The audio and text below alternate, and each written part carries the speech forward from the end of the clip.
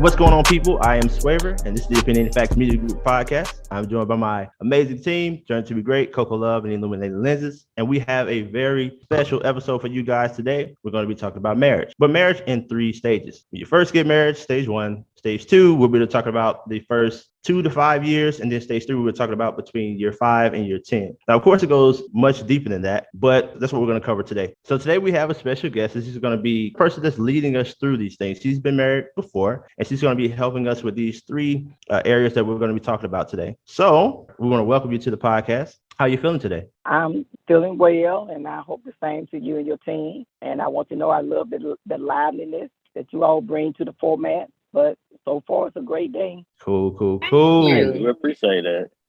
Okay. So we will get right into it then. So starting out, what actually made you want to get married, and at what age did you get married? Well, for me, I just thought it was a great honor, and I thought that was the thing to do. I was dating a guy for 2 years, and, a lot of times we put the timeline on how long you're supposed to date me. And since we had gotten into some premarital sexual content, the next thing was expect was marriage. And I was 20 when I got married. I was 2 days 20. So, yes, I got in there early. Do you feel like that's a good measuring stick to use time as a measuring stick of when to get married? I don't think the time limit should be there, but also I don't want a good man to pass me by because I'm with the current guy and he's probably slow in this relationship. And because I'm trying to be faithful, getting to know him, somebody good could have just passed me by because I'm not putting a time limit on it. So I think it can go both ways. You don't want to miss out on somebody good as well. And with the person that I married young, I did not try to get to know anyone else. So that's why I put that time limit on him.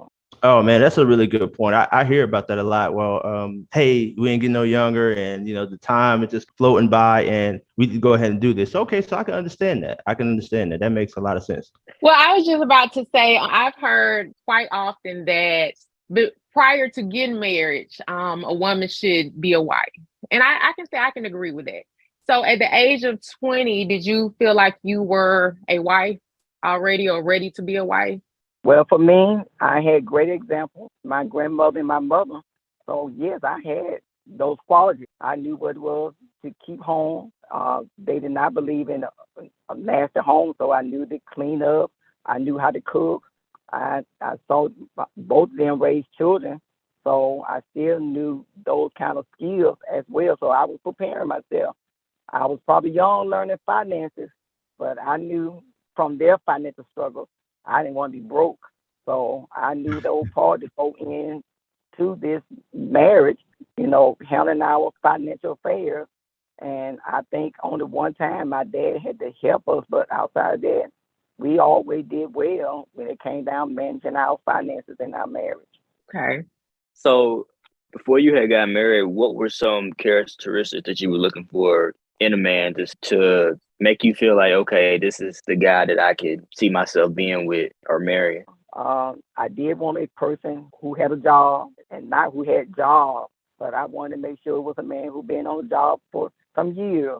And this person, he was in the military and he had a job. And when he was dating me, to be truthful, my parents never took care of me anymore. So he did show in the while we was dating. He did that for me. He bought my shoes. He bought my clothes. He paid for me to graduate from high school. He bought the cap and gown. So that was something I wanted somebody to be a provider. My dad, he provided, but he was not in the house per se, but he provided for us. And that was the number one thing. And I wanted somebody who was going to love me, who could talk to me. We did talk. We enjoyed things together. We both played ball. So we just had that connection. It's just our enjoyment was the same thing. And at that time, our mindset was the same. Our mindset changed, but that'll be the next part. Okay. So you said your mindset changed. So what do you think caused the change? Like, take us a little bit more into the change. So obviously, from what you're saying, he seemed to be a pretty good guy when you first met him. Yes, he was. Okay, and so your parents probably approved of him, especially if he was doing the things that you said he was doing. And so you probably was like, yeah, this might be pretty good. You know, we're indulging in some activities that maybe married people should be doing. He's showing me some signs of maybe he's able to take care of me. So you move on to the next stage. So when did you start seeing some things change? Eventually, I went to college and I gained other knowledge about things. And it just was for me, the world was different now. So for me, it was not always about playing softball. I wanted to go out there and succeed on my job. At first, he was okay with me working as a cash register. Eventually, I became a housekeeper cleaning bedrooms at hotels. He was okay with that. But once I went to college, I fell in love with accounting. So now I wanted to be an accountant. He was okay, but I wanted greater. I learned that the household can talk about 100 and 1,000, millions, and where we was comfortable always talking about tens and 20s. And then, too, I started going to events, being around successful people, business owners, and the world just looked different. So I just think he probably got in a place of comfort. So I just think that it started messing up our communication. The communication just was not the same anymore. I get that. So basically, you were reaching for more in life, and he seemed to be comfortable with where he was at. Right. Did you ever feel like you could have worked that out with him? Did it dawn on you that he may not be the person for you? Well, yes, I thought we would have made it, but because our interests changed, I was not going to the ball games anymore. So since I was not at the ball game, it was another young lady out there at the ball game who took his interest, who was there to hear his concern. I was not there anymore. I was in the classrooms. I was at these events with politicians and business owners. So that's completely made that it just could not work. I was wanted it to work, but someone else, as they say, took my place. And I just thought at that point, yeah, it's time to kind of move on. So I was going to ask, when your mindset started to shift, did you give him some of this new information that you were getting in hopes that he would shift with you as well? Well, yes, I did, because I was excited about this information. Of course, I ran home and said, oh, in the classroom, we talked about this. You know, it was talking about investing in different things and the turnover of your money. And if we have grandchildren, put this amount of money in the bank, and it's going to turn over that when your child turns about 20, this child's a millionaire. So, yes, I was sharing all that information, and I was inviting them to all the events. And because I keeping the books for a lot of these politicians and professional people, I had many perks. So a lot of the perks took care of him. He got the nice clothes, the sweatsuits and the shoes, and he got all that with it. But he just never wanted to go and participate. So I don't think he understood that if we were going for this, let's go for it together. You can enjoy the softball, but it's going to be better for our children. It's going to be better for our grandchildren. Do you feel like he was selfish, or do you feel like he just didn't understand? Well, I think what I said earlier, he had another interest.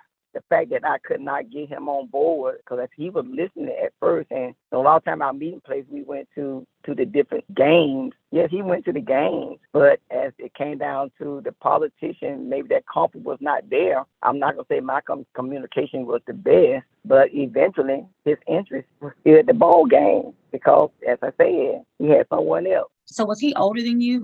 Just 2.5 Okay. years. So about how long had you all been married when you discovered the fact that you guys were basically growing apart? Well, I'll say for me, and I just never said it. So if my children should hear this, they're going to be like, oh, I cannot believe Mama said that. Oh. I would say for me, because I went to college probably about 5 years into the marriage. So eventually, I think my mindset was changing probably about 7 years into the marriage. I was just thinking differently, but it was okay because, too, we had the children. But I think probably about 15 years into the marriage, I think we were just counting the years. We were just happy to say we were still married. And people say, who's been married the longest? We would say, hey, we beat them. But that was just it. We were just counting the numbers. I think about 15 years, we was kind of dry with each other. This is really good. I'm so happy that you're sharing this because this is very important. And if you're listening, whether you're a woman or a man, this is very powerful because this is some real life examples of what's going on. And then you get to see how you may start out one way and then you just go through certain changes as you're in the relationship. And then it leads you to want to go in a different path. And that's just so interesting to me.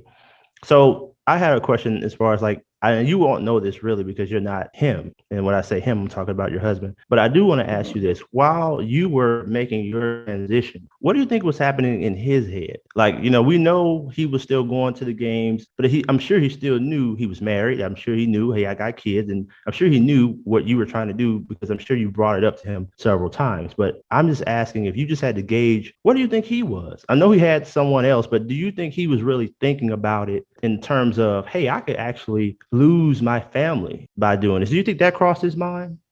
I don't think he was looking at the family part. I think when that conversation came face to face, now that I knew of this other person, he had fallen in love, and that was his response.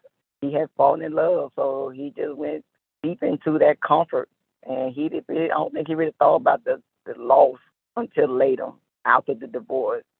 After all the whatever the distance with the children. I don't think it hit him yet because he just gave his all into his comfort and softball. Those were people he grew up with, the guys, the girls, and everything, and that was his comfort. But again, by the time I said something, maybe I said something too late. Maybe because I felt it, but I was always saying that I was not looking at anyone. So I'm sure he's faithful, like I'm faithful.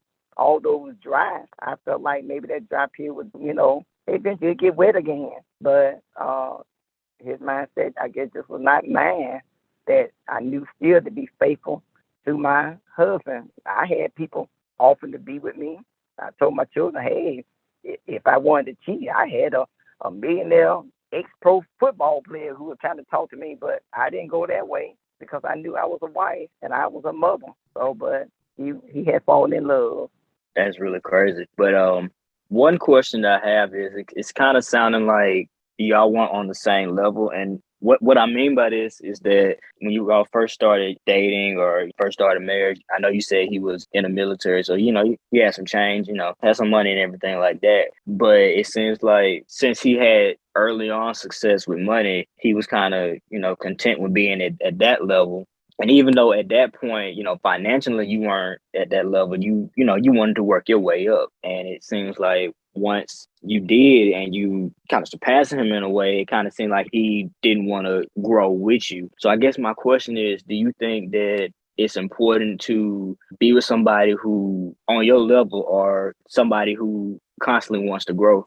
Okay. I think how sometimes people might say don't get married early. I'm not gonna say the early part is what the issue, but it's important to know people's foundation.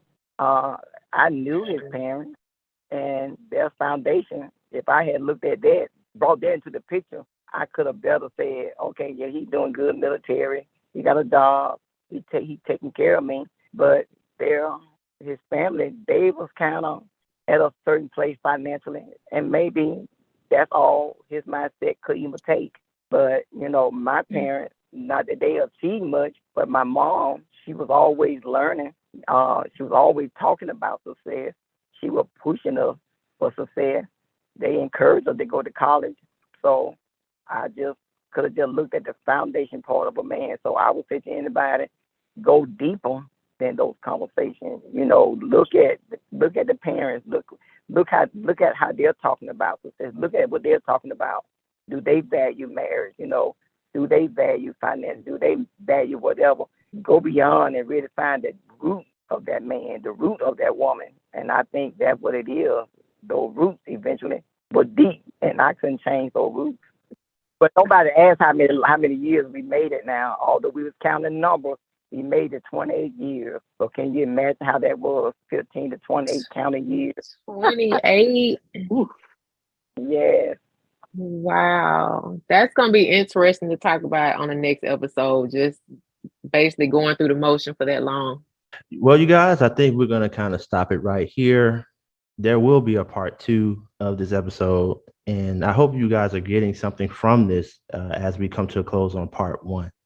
I want to thank my team, and more importantly, I just want to thank our guests. Thank you so much for sharing everything that you shared with us, because it's so important, especially within our community, to correct these issues that we have with marriage. And I know one person can't be the beginning and the end of all the examples that we have, but it takes a lot of courage for you to come on and talk about these things. So I just want to tell you, I thank you so much for doing that. Thank you for the invite. Okay, as for our listeners, thank y'all so much. Again, we really appreciate the support that you guys give us. And we're just so blessed to be in these positions to be able to share these things with you guys. I am Swaver, joined by Journey to Be Great, Coco Love, Illuminated Lenses. This is the Opinionated Facts Media Group podcast. And until next time, peace.